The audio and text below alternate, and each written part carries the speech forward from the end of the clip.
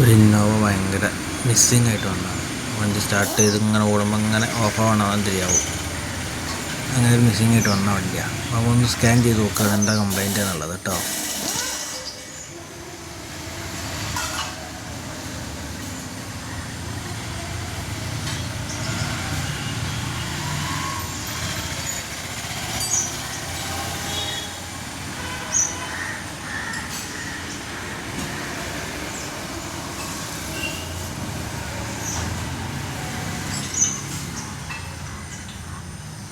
അതിൽ കാണുന്നത് EGR-ൻ്റെതും break സ്വിച്ചിൻ്റെ complaint ആണ് അതിൽ കാണുന്നത്.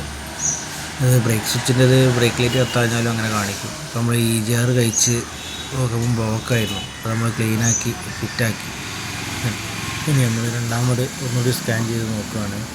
നോക്കുമ്പോൾ DTC ക്ലിയറാണ് മൊത്തമായിട്ട്. കംപ്ലൈൻറ്റ് ഓക്കെ ആണ് കേട്ടോ.